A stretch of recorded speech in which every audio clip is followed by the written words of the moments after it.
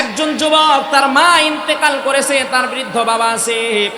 এই যুবক ছিল বিসিএস ক্যাডার, আর একজন বিসিএস ক্যাডার নি মহিলারে বিয়ে করছে। স্বামী স্ত্রী দুইজনের সুখের সংসার।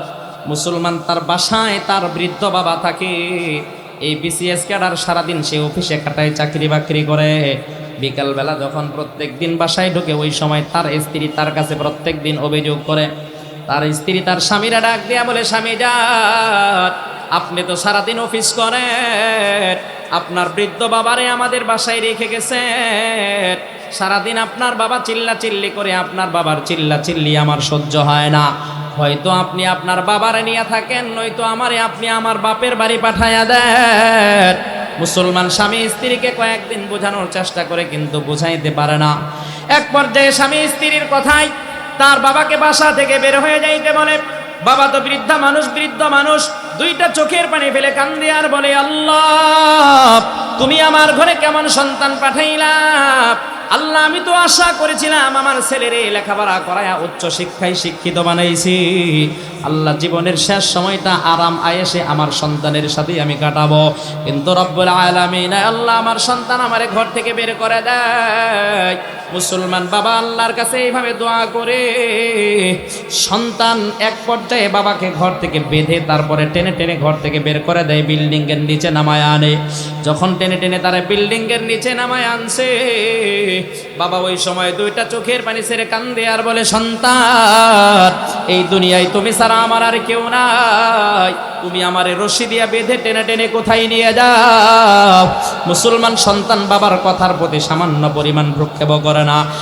এক পর্যায়ে নেমুখারা সন্তান বাবারে রশি দিয়া বেঁধে টেনে টেনে তার বাড়ির পাশেই ছিল একটা ডাস্টবিন, ওই ডাস্টবিনে নিয়ে গিয়ে ফালাইয়া রাখে। বাবারে যখন ওই ডাস্টবিনের ভিতরে ফালাইয়া দেয়, বাবা এবার দুইটা চোখের পানি ছেড়ে কান্দে আর বলে, আল্লাহ, আমার সন্তান আমার সাথে যেই দুর্ব্যবহার করলো, যেই খারাপ আচরণ করলো, আল্লাহ, তার ঘর থেকে যেই সন্তান হবে সেই সন্তানও যেন তার সাথে সেই আচরণ করে। মুসলমান, ওই বৃদ্ধ লোকটা কিছুদিন পরে মারা গেল। এই যুবক ছেলেটা সেও সন্তানের মালিক হইল, তার সন্তানটাও বড় হয়ে গেল। এবার সেও যখন বৃদ্ধ হয়ে গেল, তার সাথেও তার মতোই, তার বাবার মতোই সেম টু সেম ঘটনা।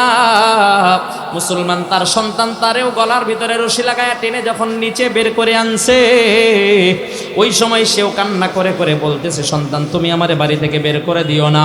সন্তান তো তার কথা শোনে না, সন্তান তারে নিয়ে ওই আগের এটা আপনি বেজার হলে হতে পারেন, আমার কোনো যায় আসে না। এখানে বসে কোরআন তিলাওয়াত করা হবে, হাদিসের বাণী পাঠ করে আপনাদেরকে শোনানো হবে। আচ্ছা, এই কোরআনের তিলাওয়াতের আওয়াজ যাদের কানে ঢুকবে, বলেন তো দেখি, তাদের জন্য এই কোরআনের তিলাওয়াত শোনাটা কি? বলেন না, ফতোয়া আপনারা দেন, তাদের জন্য শোনাটা কি? ওয়াইদা করি আল কোরআন ফাসতামিউ লাহু ওয়া আনসিতু। মনোযোগ সহকারে শুনতে হবে, মনোযোগ সহকারে শোনাটাই কোরআন তেলাওয়াত ওয়াজিব। এই জন্য এই দেখেন আশপাশে, আর এখন তো আরো আরো আগের চাইতে আরো মাহফিলগুলো নষ্ট হয়ে গেছে, একেবারে নষ্ট হয়ে গেছে। এখন মেয়ে ছেলেরাও, আগে মেয়ে ছেলেরা একটু ইতস্তবোধ করতো যে এখানে পুরুষদের ওয়াজ হচ্ছে। আমরা যদিও শুনি পর্দার ভিতরে আবৃত্ত থেকে অথবা কোনো একটা বাসা বাড়িতে বসে শুনি, এখন মেয়েরা মানে না, এরা একটা ফ্যাশন বোরকা পরে এরা আগে আগে চলে আসে। অনেকেই তো আসে মাহফিলের রাস্তা দিয়ে, সাইডে যে রাস্তা থাকে রূপ সৌন্দর্য প্রদর্শনের জন্য আসে। এগুলোর দ্বারা ভাই হেদায়েত হবে না, হেদায়েত নাই। তবে হ্যাঁ, এখনো কিছু কিছু মাহফিল আছে, মাহফিলকে কেন্দ্র করে আশপাশে মেলা বসা সম্পূর্ণ নিষেধ আছে, এরকম মাহফিল। আজকে দেখেন এই সাইডে আমি যে আসলাম, আমার মন বলে এখান থেকে আপনাদের এই মাহফিলের প্যান্ডেলের আরো প্রায় 200 গজ সামনে পর্যন্ত, এইটুকুর ভিতরে মানুষ লোকে লোকারণ্য, জায়গা নাই, গাড়ি ঢোকানোর জায়গা নাই, হাঁটারও জায়গা নাই, কিন্তু প্যান্ডেলের ভিতরে মানুষ নাই। এত বড় একটা প্যান্ডেল, এত বড় একটা স্টেজও খালি, প্যান্ডেলও খালি। এর মানে এক শ্রেণীর মানুষ এটা মনে করে যে মাহফিল হলো এটা একটা শু, এটা কি একটা শু। এটাকে কেন্দ্র করে আমাদের মাহফিলের দিন কাজ হচ্ছে জিলাপি খাওয়া, পেঁয়াজু খাওয়া।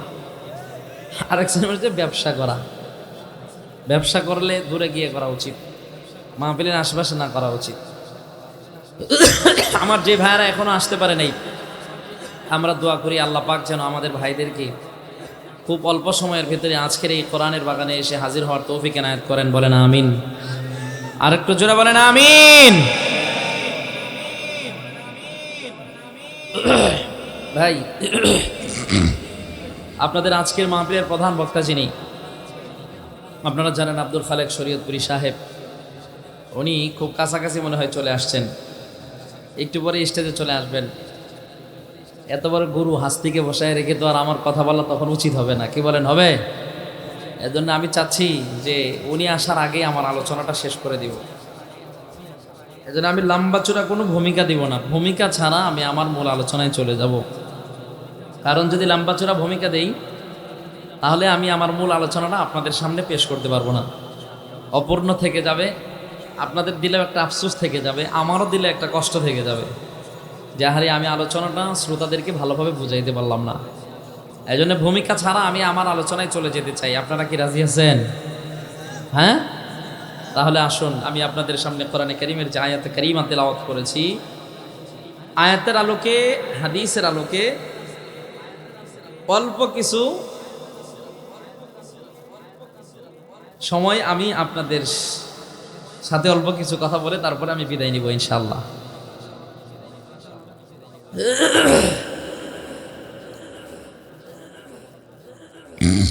আসুন আমরা আমাদের মূল আলোচনায় চলে যাই। আমি আপনাদের সামনে কোরআনে কারীমের যে আয়াতে কারীমা তিলাওয়াত করলাম, এই আয়াতের ভিতরে আল্লাহ পাক রব্বুল আলামিন বলেছেন, ওয়াসাইনাল ইনসান বিওয়ালিদাইহি হামালাতহু উম্মুহু ওয়াহনান আলা ওয়াহনি ওয়া ফিসালুহু ফি আমাইন আন ইশকুরলি ওয়া লিওয়ালিদাইকা ইলাইয়াল মাসির।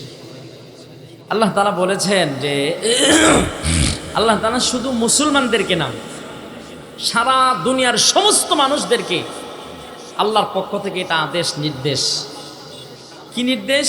আল্লাহ বলতেছেন যে তোমরা তোমাদের মা বাবাদের প্রতি ইহসান করো, তাদের প্রতি দয়া করো, তাদেরকে ভালোবাসো, তাদের সেবা করো, তাদের খেদমত করো, তাদের সন্তুষ্টি নিয়ে তোমরা কবরে যাও। কে বলছেন এটা? যারা বলেন কে? আল্লাহ এটা কেন বললেন? আল্লাহ বলতেছেন বান্দা শোনো, তোমার মা যে আছে না, তোমার মা ওয়াহনান আলা ওয়াহনিন, ওই তোমারে যখন তোমার মা পেটে রেখেছিল, উদরে রেখেছিল, তখন তোমার মা তোমাকে পেটে রেখে কষ্টের পর কষ্ট সহ্য করছে। একজন মা যখন সন্তান পেটে ধারণ করে, বলেন তো দেখি, তখন ওই মায়ের বিভিন্ন ধরনের কষ্ট হয় কি হয় না? বিজ্ঞান বলে যে একজন মা সন্তান গর্ভে ধারণ করার পর 10টা ধাপে কষ্ট করে এবং এই 10টা কষ্টের ধাপ অতিক্রম করে তারপরে সন্তান প্রসব করে। চিন্তা করছেন আপনারা কয়টা ধাপ? জোরে বলেন কয়টা? 10টা। মুহতারাম, হাদিসের কিতাবের ভিতরে আসছে রাসূল পাক সাল্লাল্লাহু আলাইহি সাল্লাম কিয়ামতের আলামত, লক্ষণের বর্ণনা দিয়েছেন। অনেকগুলো আছে, বিস্তারিত বলার সময় হবে না, আগেই চিঠি চলে আসছে, এদের সংক্ষিপ্ত আকারে একটু করে ধারণা দিয়ে দেয়। কিয়ামতের যতগুলো লক্ষণ আছে 2 প্রকার। কিয়ামতের আলামতে সুগরা, আলামতে কুবরা। ছোট আলামত, বড় আলামত। ছোট লক্ষণ, বড় লক্ষণ। ছোট লক্ষণ যেগুলো, এগুলো সব প্রকাশিত হয়ে গেছে, আর কিছু বড় লক্ষণ, এগুলো কিছু প্রকাশ হয়েছে আর কিছু হয় নাই। বাকিগুলো প্রকাশিত হয়ে গেলে এই দুনিয়ার ডিসিপ্লিন, শৃঙ্খলা ঠিক থাকবে। জোরে বলেন। কিয়ামতের একটা বড় লক্ষণ, সূর্য পশ্চিম দিক থেকে উঠবে। কিয়ামতের একটা বড় লক্ষণ, সিরিয়ার জমিন থেকে একটা ধূম্র, একটা আগুন বের হবে। এগুলো কিয়ামতের বড় লক্ষণ। কিয়ামতের আরেকটা বড় লক্ষণ, দাব্বাতুল আরদ নামক একটা প্রাণী দুনিয়াতে আসবে। যখন সে সাফা পাহাড় থেকে মক্কার হেরেম পর্যন্ত আসবে, অনেক লম্বা কথা। যারা ওই সময় তোয়াব করবে তাদের মাঝে 2টা ভাগ করে দিবে। এক ভাগ মানুষের কপালে লিখে দিবে কাফের, কাফারা। আরেক ভাগ মানুষের কপালে লিখে দিবে মুমিন। যাদের কপালে মুমিন লিখে দিবে তারা বিনা হিসাবে আল্লাহর জান্নাতে চলে যাবে, সুবহানাল্লাহ। আর যাদের কপালে কাফের লিখে দিবে তারা বিনা হিসাবে জান্নাতে চলে যাবে। কিয়ামতের আগ মুহূর্তে দাজ্জালের আবির্ভাব ঘটবে। দুনিয়ায় দাজ্জাল এসে 40 দিন বাঁচবে। কতদিন? জোরে বলেন। 40 দিন। প্রথম দিন 1 বছরের সমান হবে, দ্বিতীয় দিন 1 মাসের সমান, তৃতীয় দিন 1 সপ্তাহের সমান, আর বাকি দিনগুলো স্বাভাবিক দিনের মতো হবে। এগুলোকে আমাদের বড় বড় লক্ষণ। সূর্য পশ্চিম দিক থেকে উঠবে, কিয়ামতের বড় লক্ষণ। সবগুলো বলতে গেলে সময় হবে না। এক কথায় কিয়ামতের আগ মুহূর্তে ঈসা আলাইহিস সালাম আসবেন। তো নবীজি সাল্লাল্লাহু আলাইহি সাল্লাম এইভাবে কিয়ামতের বড় বড় লক্ষণগুলোর বর্ণনা দিতে গিয়ে এক পর্যায়ে তিনি বলেছেন যে কিয়ামতের আরেকটা বড় লক্ষণ হচ্ছে কিয়ামতের আগ মুহূর্তে সন্তানাদি মা বাবার অবাধ্য হয়ে যাবে। আচ্ছা বলেন তো দেখি, এখন বর্তমান পৃথিবীতে সন্তানাদি মা বাবার বাধ্য না অবাধ্য? জোরে বলেন, অবাধ্য। সন্তানাদি বর্তমান পৃথিবীতে মা বাবার সাথে এমন খারাপ আচরণ করে, এমনকি এমনও ঘটনা, এমনও নজির আমাদের সামনে আসে অনেক সময় যে সন্তান মা বাবাকে হত্যা করে ফেলছে। কথা বলেন, আছে না নাই? জোরে বলেন, আছে না নাই? মুসলমান একটু দিল দিয়ে কথাগুলো মনোযোগ দিয়ে শুনেন। হিদায়াতের নিয়তে, আমলের নিয়তে অল্প সময়ের ভিতরে আমি আপনাদের সামনে গুরুত্বপূর্ণ কিছু কথা বলে আমি বিদায় নিতে চাই। আমি আপনাদের সামনে ছোট্ট একটা হাদিস পেশ করতে চাই। হযরতে ওমর ফারুক রাদিয়াল্লাহু তাআলা আনহু থেকে হাদিসটা বর্ণিত। এই হাদিসটা আমাদের কওমি মাদ্রাসায় একটা কিতাব পড়ানো হয়, হাদিসের কিতাব। এই কিতাবটার নাম হলো মিশকাত শরীফ। এই মিশকাত শরীফের প্রথম হাদিস এটাকে উম্মুল হাদিস বলা হয় অথবা হাদিসে জিবরাইল বলা হয়। হযরতে ওমর ফারুক রাদিয়াল্লাহু তাআলা আনহু বলেন যে বাইনামা নাহনু ইনদা রাসূলিল্লাহি সাল্লাল্লাহু আলাইহি ওয়াসাল্লাম, হযরতে ওমর বলেন, ও দুনিয়ার মানুষ, আমরা পয়গম্বর আলাইহিস সালাতু ওয়াস সালামের সাথে সাহাবায়ে কেরামরা বসা ছিলাম। এমন সময় হঠাৎ করে আমরা দেখতে পেলাম একজন সাদা পোশাকধারী ব্যক্তি পয়গম্বরের সামনে এসে হাজির হয়ে গেলেন। সুবহানাল্লাহ বলেন। হযরতে ওমর ফারুক রাদিয়াল্লাহু তাআলা আনহু বলেন, ওয়া লা ইয়ারিফুহু মিন্না, আমাদের মধ্য থেকে কেউ তারে আমরা চিনি না। সাদা পোশাক পরিহিত অবস্থায়, তার শরীরের ভিতরে সফরের কোনো নিদর্শন নাই। তিনি পয়গম্বর আলাইহিস সালাতু ওয়াস সালামের কাছে এসে বসে গেলেন।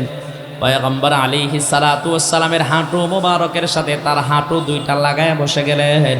পয়গম্বরের উরুর উপরে হাত রাখা পয়গম্বর আলাইহিস সালাতু ওয়াস সালামকে বিভিন্ন প্রশ্ন করতে লাগলেন। এক নম্বরে পয়গম্বরকে জিজ্ঞেস করলেন, ক্বালা ইয়া মুহাম্মদ আখবিরনি আনিল ইসলাম। নবীজি জবাব দিয়ে দিলেন। দ্বিতীয়বার আবার জিজ্ঞেস করলেন, ক্বালা ইয়া মুহাম্মদ আখবিরনি আনিল ঈমান।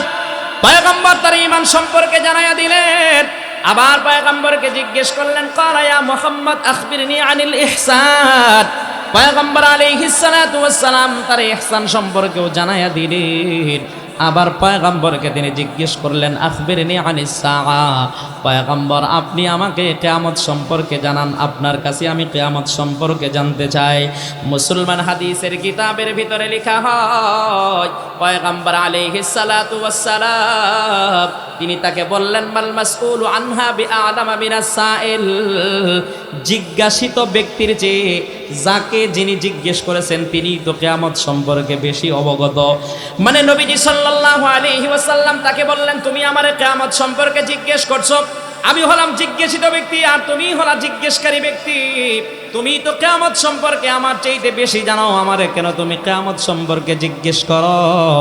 মুসলমান যখন নবীজি সাল্লাল্লাহু আলাইহি ওয়াসাল্লাম তাকে এই কথাটা বললেন, এবার পয়গম্বর আলাইহিস সালাতু ওয়াস সালামকে আবার তিনি জিজ্ঞেস করলেন, ও পয়গম্বর, আখবিরনি আন আমারাতিহা, তাহলে আপনি আমার কিয়ামতের কিছু আলামত সম্পর্কে জানায়া দেন। মুসলমান হাদিসের কিতাবের ভিতরে লেখা হয়, পয়গম্বর আলাইহিস সালাতু ওয়াস সালাম তাকে কিয়ামতের যে আলামতগুলো সম্পর্কে অবগত করেছিলেন, জানাইছিলেন। নবীজি বলেন, এক নম্বরে হলো আনতালিদাল আমাতু রাব্বাতাহা। নবীজি তাকে ডাক দিয়ে বলেন, কিয়ামতের একটা অন্যতম বড় আলামত, কিয়ামতের আগ মুহূর্তে বাদী তার মনিবকে প্রসব করবে, দাসী তার মনিবকে প্রসব করবে। মুসলমান, দাস প্রথা তো এখন আর বর্তমান পৃথিবীতে নাই, কিন্তু এটা একটা কোরআনের স্বীকৃত বিধান। এটা কিয়ামত পর্যন্ত এই বিধানটা পৃথিবীতে বাকি থাকবে। কথা বলেন ঠিক কিনা? একটা সময় ছিল বেঈমানের বাচ্চাদের সাথে মুসলমানরা যুদ্ধ করে বেঈমানদেরকে বন্দি করে এনে দাস বানাইতো, বেঈমানদেরকে গোলাম বানায় রাখতো। এখন মুসলমান সারা পৃথিবীর বেঈমানরা এক হয়ে মুসলমানদেরকে দাসত্ব করতে তাদের বাধ্য করেছে। বলেন ঠিক কিনা? কিয়ামতের আগ মুহূর্তে আবার এমন একটা সময় আসবে, মুসলমানদের শক্তি ক্ষমতা আল্লাহ বাড়াইয়া দিবেন। সারা পৃথিবীর সমস্ত বেঈমানরা মুসলমানদের দাস প্রথা, মুসলমানদের গোলামি করতে বাধ্য হবে। কথা বলেন ঠিক কিনা? নবীজি সাল্লাল্লাহু আলাইহি ওয়াসাল্লাম হাদিসের কিতাবের ভিতরে বললেন, আনতালিদাল আমাতু রাব্বাতাহা। পয়গম্বর আলাইহিস সালাতু ওয়াস সালাম বলেন, আমার উম্মতের দল শোনো, কিয়ামতের একটা অন্যতম বড় আলামত হলো কিয়ামতের আগ মুহূর্তে দাসী তার মনিবকে প্রসব করবে, দাসী তার মনিবকে জন্ম দিবে। মুসলমান একটু বুঝে থাকলে বলে, গোলাম আগে না গোলামের মালিক আগে? কে আগে? তো মালিক।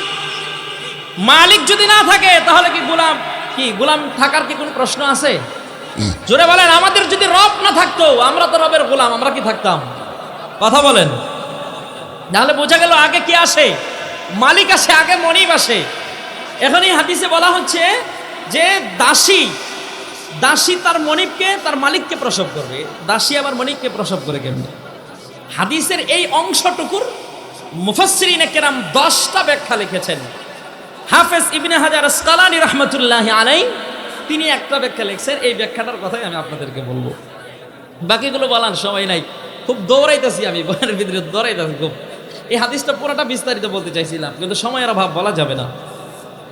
হাফেজ ইবনে হাজার আসকালানী রাহমাতুল্লাহি আলাইহি তিনি বলেন যে আনতালিদাল আমাতু রাব্বাতাহা, এই অংশের অর্থ হচ্ছে, ব্যাখ্যা হচ্ছে যে কিয়ামতের আগ মুহূর্তে বাদী তার মনিবকে প্রসব করবে। এর অর্থ হচ্ছে যে কিয়ামতের আগ মুহূর্তে সন্তানাদি মা বাবার সাথে এমন খারাপ আচরণ করবে, একজন মনিব যেমন তার দাসীর সাথে খারাপ আচরণ করে, ঠিক তদ্রূপ সন্তানাদি মা বাবার সাথে তার মতো আচরণ করবে বা তার চাইতেও খারাপ আচরণ করবে। নাউজুবিল্লাহ বলেন। এখন কি বর্তমান পৃথিবীতে বলেন অনেক সন্তানাদি মা বাবার সাথে দাসীর মতো আচরণ করে কি করে না? জোরে চিৎকার মেরে বলতে হবে, করে কি করে না? এ যুবক ভাইরা, আমি আপনাদেরকে হাতে ধরে পায়ে ধরে বলে যাই, আজকে আপনি মনে করতেছেন আপনার মা বাবা আপনার কাছে বোঝা হয়ে গেছে। এমন একটা দিন আসবে, আপনি একদিন মা বাবা হবেন। আপনি যেদিন মা বাবা হবেন, সেদিন কিন্তু আপনি নিজেও কিন্তু আপনার সন্তানাদের কাছে বোঝা হয়ে দাঁড়াবেন। কথা বলেন ঠিক কিনা? জোরে বলতে হবে ঠিক কিনা? মুসলমান, আল্লাহর নবী হাদিসে পাকের ভিতরে বলেন, কামা তাদিনু তুদানু। আল্লাহর নবী বলেন, কর্ম যেমন হবে ফল তেমন হবে। কোনো মানুষের কর্ম যদি ভালো হয়, অবশ্যই তার ফল ভালো হবে। কথা বলেন ঠিক কিনা? মুসলমান, আমি উদাহরণ দিয়ে আপনাদেরকে বুঝাই দেই। যদি আপনারা একটা তেঁতুল গাছ লাগান, এই তেঁতুল গাছ লাগায়া প্রতিদিন এই গাছের গোড়ায় আপনি সকালবেলা পানি না দিয়া যদি আপনি এই গাছের গোড়ায় যদি চিনির শিরা ঢালেন, চিনির শিরা দিয়া যদি গাছের দিকে আপনি দুইটা হাত করে যদি নম নম করে যদি আপনি গাছকে ডাক দিয়া বলেন, ও তেঁতুল গাছ, আমি জানি তোমার জাতিগত অভ্যাস হলো তুমি টক ফল দাও, চোক্কা ফল দাও। ও গাছ, তোমার গোড়ায় আমি পানি না দিয়া প্রত্যেক দিন মিষ্টির শিরা ঢালি, তুমি আমার টক ফল না দিয়া মিষ্টি ফল দিবা। মুসলমান বলেন তো দেখি, তেঁতুল গাছ যখন আপনারে ফল দিবে, তখন সে টক ফল দিবে না মিষ্টি ফল দিবে? ঠিক তদ্রূপ যুবক ভাইরা, আজকে আপনার দেহের ভিতরে, আপনার শরীরের ভিতরে শক্তি আছে। আপনি আপনার মা বাবার সাথে খারাপ আচরণ করতেছেন। আপনি মনে করতেছেন, আমি আমার মা বাবার সাথে খারাপ আচরণ করলে কি হবে? আমি তো আমার সন্তানটারে লেখাপড়া করাইয়া উচ্চ শিক্ষায় শিক্ষিত বানাইছি। আমি যখন বৃদ্ধ হব, তখন আমার সন্তান শিক্ষিত হওয়ার কারণে আমার সাথে ভালো আচরণ করবে। মুসলমান বলেন তো দেখি, কোশ্চিন কালেও এটা সম্ভব নাকি? জোরে বলেন, সম্ভব নাকি? মুসলমান, একটু দিল দিয়ে কথাগুলো মনোযোগ দিয়ে শুনে। আমরা আমাদের যে উস্তাদের কাছে বুখারী শরীফ পড়েছি, আমাদের এই উস্তাদ বিভিন্ন সময় আমাদেরকে বিভিন্ন নসিহত করতে। একদিন আমাদের উস্তাদ আমাদেরকে বলতেছেন, আজকে তোমাদেরকে একটা নসিহত করব, এই নসিহতটা তোমরা ডায়েরির ভিতরে লিখে রাখবা। মুসলমান, আমরা খাতা কলম ডায়েরি নিয়ে উস্তাদের সামনে বসে গেলাম। মনে মনে ভাবলাম, না জানি তিনি আমাদেরকে কত গুরুত্বপূর্ণ একটা নসিহত করবেন। হুজুর আমাদেরকে ডেকে ডেকে বললেন, ও ছাত্ররা শোনো, আজকে আমি তোমাদেরকে যেই নসিহতটা করতেছি, যদিও নসিহতটা ছোট, কিন্তু এই নসিহতটা অনেক মূল্যবান। আমরা খাতা কলম হাতে নিয়ে রেডি হয়ে বসে গেলাম। আমাদের উস্তাদ মহোদয় তিনি আমাদেরকে নসিহত করলেন, শোনো, তোমরা তোমাদের মা বাবার সাথে তেমন আচরণ কইরো যেমন আচরণ তুমি তোমার সন্তানের কাছ থেকে পাওয়ার আশা রাখো। আমাদেরকে জানায় দিয়েছেন যে তুমি তোমার মা বাবার সাথে তেমন আচরণ করো যেমন আচরণ তুমি তোমার সন্তানের কাছ থেকে পাওয়ার আশা রাখো। এখন বলেন, আপনি যদি আপনার মা বাবার সাথে খারাপ আচরণ করেন, তাহলে আপনি কি আপনার সন্তানের কাছ থেকে ভালো আচরণ পাওয়ার আশা রাখতে পারেন? জোরে বলেন, পারেন? আপনি যদি আপনার মা বাবার সাথে খারাপ আচরণ করেন, আপনার সন্তান কোনোদিন আপনার সাথে ভালো আচরণ করবে? ওই যে রসুলের হাদিস, কামা তাদিনু তুদানু, যেমন কর্ম তেমন, জোরে বলেন, যেমন কর্ম। মুসলমান একটু দিল দিয়ে শোনেন, ছোট্ট একটা ঘটনা আমি আপনাদেরকে শোনাই। আমাদের উস্তাদ মুকাররম তিনি আমাদেরকে ঘটনাটা এইভাবে শোনাইছেন। একজন যুবক, তার মা ইন্তেকাল করেছে, তার বৃদ্ধ বাবা আছে। এই যুবক ছিল বিসিএস ক্যাডার, আর একজন বিসিএস ক্যাডার নি মহিলারে বিয়ে করছে। স্বামী স্ত্রী দুইজনের সুখের সংসার। মুসলমান তার বাসায় তার বৃদ্ধ বাবা থাকে। এই বিসিএস ক্যাডার সারাদিন সে অফিসে কাটায়, চাকরি বাকরি করে। বিকালবেলা যখন প্রত্যেক দিন বাসায় ঢুকে, ওই সময় তার স্ত্রী তার কাছে প্রত্যেক দিন অভিযোগ করে। তার স্ত্রী তার স্বামীরা ডাক দিয়া বলে, স্বামী যান, আপনি তো সারাদিন অফিস করেন, আপনার বৃদ্ধ বাবারে আমাদের বাসায় রেখে গেছেন। সারাদিন আপনার বাবা চিল্লা চিল্লি করে, আপনার বাবার চিল্লা চিল্লি আমার সহ্য হয় না। হয়তো আপনি আপনার বাবারে নিয়ে থাকেন, নয়তো আমারে আপনি আমার বাপের বাড়ি পাঠাইয়া দেন। মুসলমান স্বামী স্ত্রীকে কয়েকদিন বোঝানোর চেষ্টা করে, কিন্তু বোঝাইতে পারে না। এক পর্যায়ে স্বামী স্ত্রীর কথায় তার বাবাকে বাসা থেকে বের হয়ে যাইতে বলে। বাবা তো বৃদ্ধ মানুষ দুইটা চোখের পানি ফেলে কান্দে আর বলে, আল্লাহ, তুমি আমার ঘরে কেমন সন্তান পাঠাইলা? আল্লাহ, আমি তো আশা করেছিলাম আমার ছেলেরে লেখাপড়া করায়া উচ্চ শিক্ষায় শিক্ষিত বানাইছি। আল্লাহ, জীবনের শেষ সময়টা আরাম আয়েশে আমার সন্তানের সাথে আমি কাটাবো, কিন্তু রব্বুল আলামিন আল্লাহ আমার সন্তান আমারে ঘর থেকে বের করে দেয়। মুসলমান বাবা আল্লাহর কাছে এইভাবে দোয়া করে সন্তান এক পর্যায়ে বাবাকে ঘর থেকে বেঁধে তারপরে টেনে টেনে ঘর থেকে বের করে দেয়, বিল্ডিং এর নিচে নামায় আনে।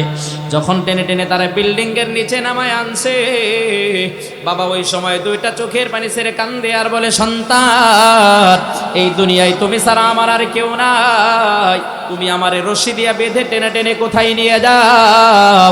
মুসলমান সন্তান বাবার কথার প্রতি সামান্য পরিমাণ ভ্রুক্ষেপ করে না। এক পর্যায়ে নেমুখারা সন্তান বাবারে রশি দিয়া বেঁধে টেনে টেনে তার বাড়ির পাশেই ছিল একটা ডাস্টবিন, ওই ডাস্টবিনে নিয়ে গিয়ে ফালাইয়া রাখে।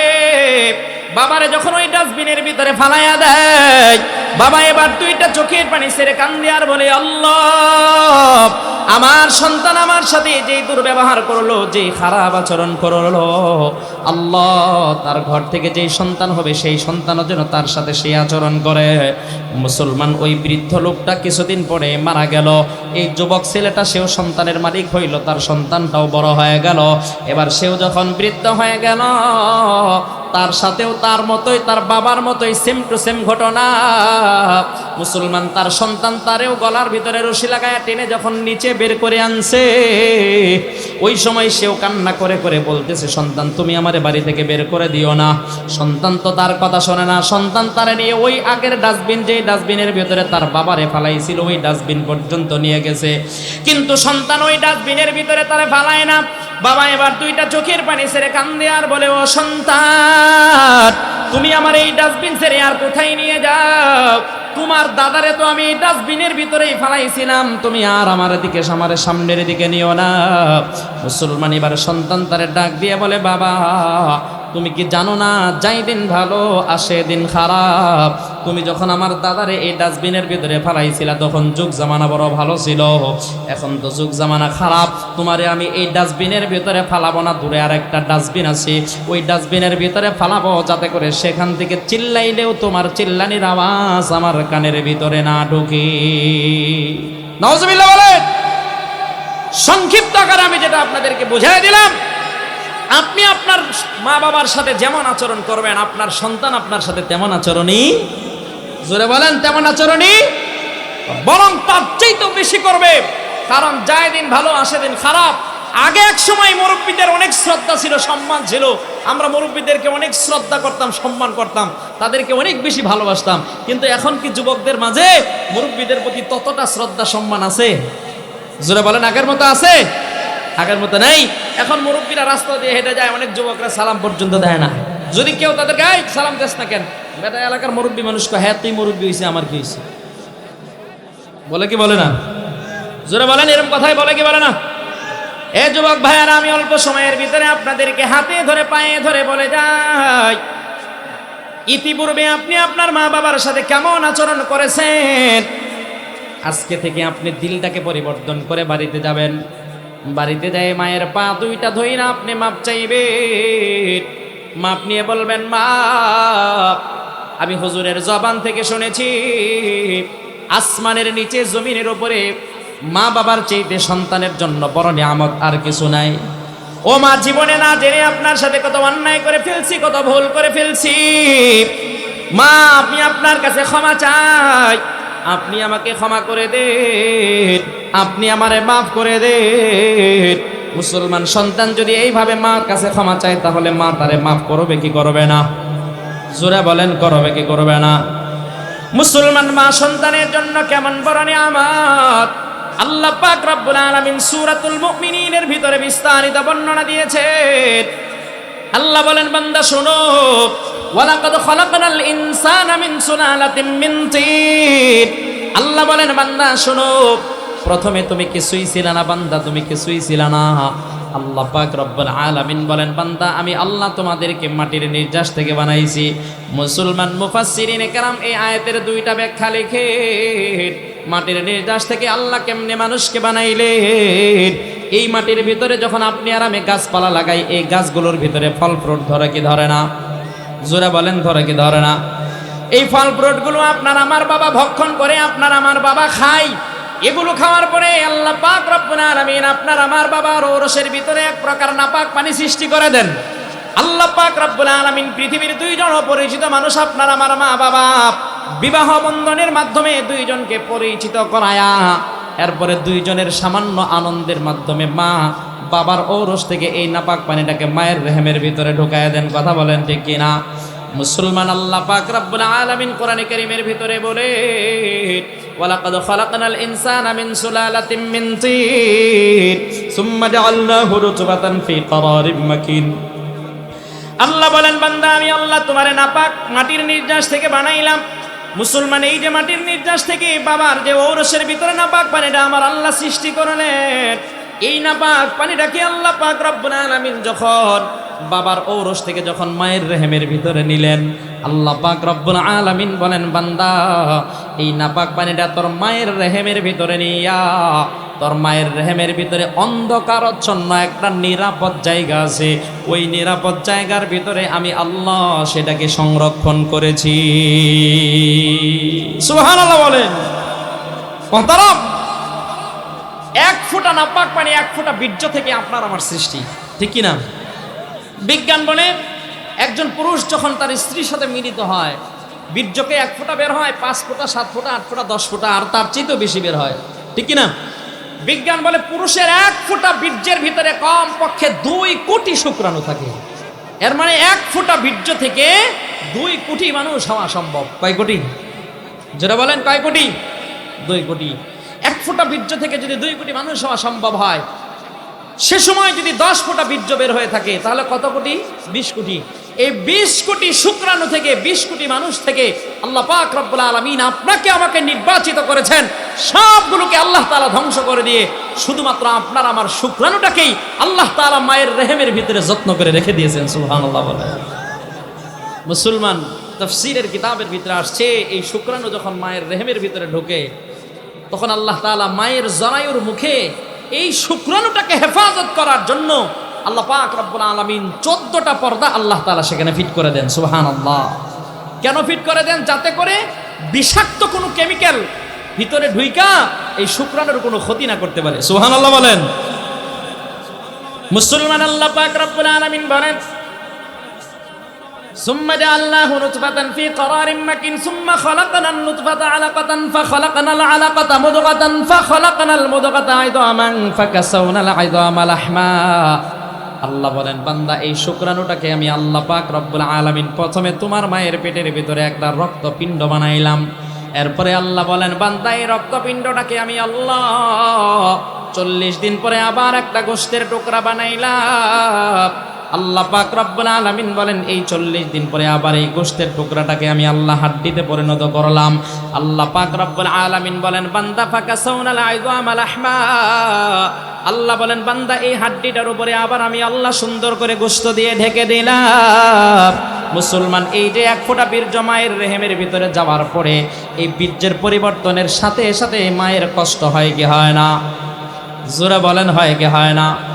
এটাই আল্লাহ পাক রব্বুল আলামিন বলেছেন ওয়াহানানা আলা ওয়াহানিন, আপনার আমার মা আপনাকে আমাকে পেটের ভিতরে রাখা তারপরে কষ্টের পর কষ্ট সহ্য করছে। কথা বলেন ঠিক কিনা? মুসলমান, যেই মা আপনাকে আমাকে এই দুনিয়ায় আনতে গিয়ে এত কষ্ট করলেন, সেই মার সাথে বেয়াদবি করা যাবে নাকি? জোরে বলেন, বেয়াদবি করা যাবে নাকি? সেই মা বাবার খেদমত করার জন্য আমরা রাজি আছি তো ইনশাআল্লাহ? নবীজি সাল্লাল্লাহু আলাইহি ওয়াসাল্লাম বলেছেন রিদার রাব্বি রিদাল ওয়ালিদাইন, যেই বান্দা মা বাবাকে সন্তুষ্ট করলো ওই বান্দা আল্লাহকেও তার নিজের প্রতি সন্তুষ্ট করে নিল। সুবহানাল্লাহ বলেন। আর যেই বান্দার প্রতি মা বাবা বেজার ওই বান্দার প্রতি স্বয়ং আল্লাহও বেজার। সুতরাং আজকের মাহফিল থেকে আমরা পুখতা এরাদা করে বাড়ি যাব, যতদিন এই দুনিয়ায় থাকবো জীবনে আর কোনোদিন মা বাবাকে কষ্ট দিব না। কে কে রাজি আছি? দুটি হাত তুলে আল্লাহকে দেখায়া দে। রাজি আছি তো ইনশাআল্লাহ? মোহতারাম হাজিরিন, হাত নামান। হুজুর চলে আসছেন। এখন হুজুর আপনাদের সামনে কোরআন হাদিস থেকে তথ্যবহুল আলোচনা করবেন। আপনারা হুজুরের আলোচনা শুনে এরপরে আখেরি মুনাজাত দিয়ে শেষে সর্বশেষ আখেরি মুনাজাত দিয়ে তারপরে যাবেন। কে কে আখেরি মুনাজাত পর্যন্ত থাকবেন একটু দুটি হাত তুলে আল্লাহকে দেখায়া দেন। লিল্লাহি তাকবীর।